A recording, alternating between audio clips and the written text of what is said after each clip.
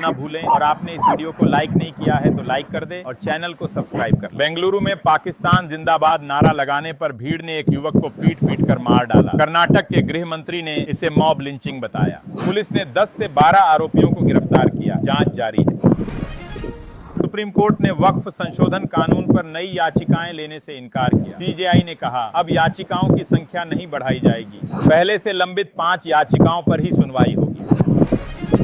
Canada चुनाव में mark Carney की लिबरल पार्टी की जीत के बाद भारत कनाडा संबंधों में सुधार की उम्मीद है। कार्नी ने व्यापार और राजनयिक रिश्ते मजबूत करने की बात कही है। पाकिस्तान के रक्षा मंत्री ख्वाजा आसिफ ने दावा किया कि भारत 2-3 दिन में कुछ बड़ा कर सकता है। उनके बयान से हलचल मच गई है। भारतीय विदेश मंत्रालय ने अब तक कोई प्रतिक्रिया नहीं दी है। चीन के लियाओनिंग प्रांत में एक रेस्टोरेंट में आग लगने से 22 लोगों की मौत हो गई, जबकि 3 घायल हुए। घटना लियाओयांग शहर के रिहायशी इलाके में दोपहर हुई, जांच जारी है। दिल्ली कैबिनेट ने स्कूल फीस एक्ट को मंजूरी दी, जिससे प्राइवेट स्कूलों की मनमानी फीस वृद्धि पर रोक लगेगी। यह अधिनियम अभिभावकों को बड़ी राहत देगा। प्रधानमंत्री मोदी ने युग्म सम्मेलन में TTT टैलेंट, टेम्परमेंट और टेक्नोलॉजी फॉर्मूला पेश किया। उन्होंने बताया कि ये तीनों तत्व मिलकर भारत को आत्मनिर्भर और वैश्विक नेतृत्व की दिशा में आगे ले जाएंगे। पहलगाम आतंकी हमले पर कांग्रेस नेताओं राहुल गांधी और मल्लिकार्जुन खड़गे ने पीएम मोदी को पत्र लिखा। उन्होंने हमले पर चर्चा के लिए संसद का विशेष सत्र बुलाने की मांग की है। राम मंदिर निर्माण का कार्य 5 जून तक पूरा हो जाएगा। नृपेंद्र मिश्रा ने बताया कि इस दिन से परिसर के सभी पूजा स्थल श्रद्धालुओं के लिए खोल दिए जाएंगे। सभी संतों मुनियों की मूर्तियां स्थापित हो चुकी हैं। कश्मीर के पहलगाम हमले के बाद सलमान खान ने अपना यूके टूर पोस्टपोन कर दिया है। इसी फैसले को लेकर उन्होंने पनवेल फार्म हाउस में मीटिंग बुलाई, जिसमें आगे की रणनीति पर चर्चा हुई। सुप्रीम कोर्ट ने सुपरटेक की एनसीआर परियोजनाओं की सीबीआई जांच के आदेश दिए हैं। कोर्ट ने यूपी हरियाणा के डीजीपी को भी सहयोग का निर्देश दिया। जांच का मकसद बिल्डर बैंक गठजोड़ का खुलासा करना है।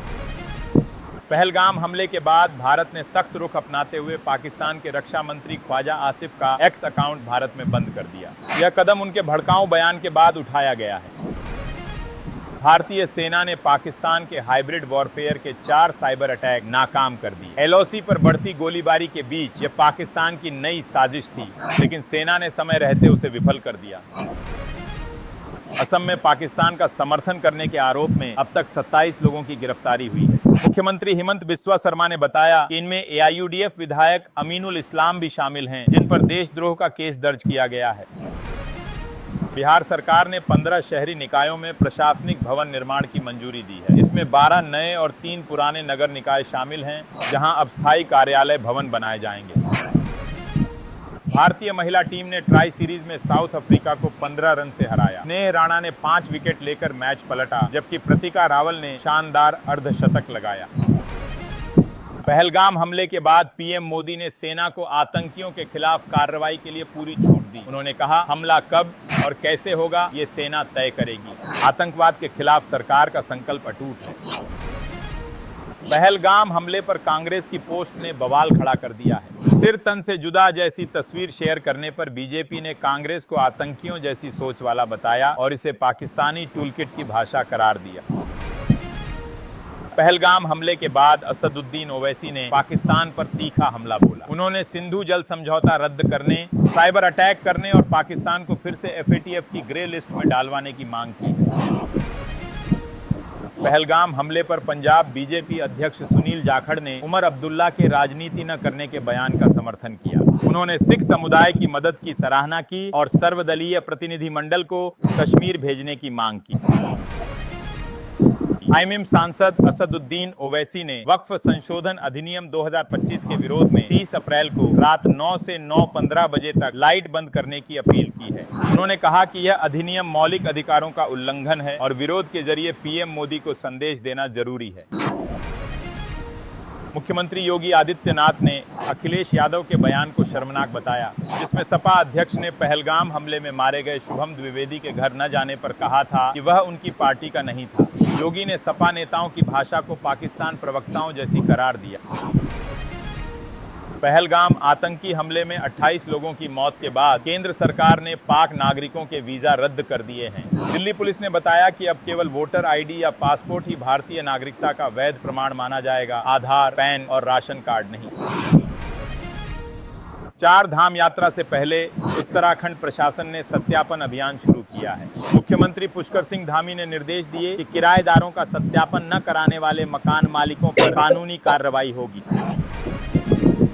भाजपा सांसद निशिकांत दुबे ने पाकिस्तान से बातचीत के सुझाव पर कड़ी प्रतिक्रिया दी। उन्होंने कहा, खून से तिलक करो, गोलियों से आरती और कांग्रेस के रुख को राष्ट्र विरोधी बताया। जयपुर पहुंचे छत्तीसगढ़ के मुख्यमंत्री विष्णुदेव साय ने कांग्रेस पर हमला बोलते हुए उसे फ्यूज बल्ब करार दिया। उन्होंने कांग्रेस की संविधान बचाओ रैली को ढकोसला बताया और कहा कि यह सिर्फ जनता को गुमराह करने की कोशिश है। भारत पाक तनाव के बीच पाक नागरिकों की पहचान और उन्हें देश से निकालने की प्रक्रिया तेज हो गई है। ओडिशा सरकार ने राज्य में रह रहे पाकिस्तानी नागरिकों की पहचान कर ली है और अब गृह मंत्रालय से अंतिम निर्देश का इंतजार किया जा रहा है। आंध्र प्रदेश के उप मुख्यमंत्री पवन कल्याण ने बिलावल भुट्टो के खून बहाने वाले बयान पर तीखी प्रतिक्रिया दी। उन्होंने कहा कि पाकिस्तान भारत से 3 युद्ध हार चुका है। बिलावल को इतिहास याद करना चाहिए और ऐसे बयान बंद करने चाहिए। महाराष्ट्र के मुख्यमंत्री देवेंद्र फडणवीस ने पहलगाम हमले में मारे गए लोगों के परिवारों को 50-50 लाख रुपए की सहायता देने का ऐलान किया है। साथ ही पीड़ित परिवारों के बच्चों को मुफ्त शिक्षा और सरकारी नौकरी भी दी जाएगी। पाकिस्तान द्वारा भारतीय विमानों के लिए हवाई क्षेत्र बंद करने के बाद अब भारत सरकार भी पाकिस्तानी विमानों के लिए अपने हवाई क्षेत्र को बंद करने की तैयारी में है। हालांकि इस पर आधिकारिक घोषणा अभी नहीं हुई है। पहलगाम हमले पर आंध्र प्रदेश के डिप्टी सीएम पवन कल्याण ने कांग्रेस को चेतावनी देते हुए कहा कि जो पाकिस्तान का समर्थन करता है वह वहीं चला जाए। उन्होंने साफ कहा कि देश में रहकर दुश्मन का पक्ष लेना बर्दाश्त नहीं होगा।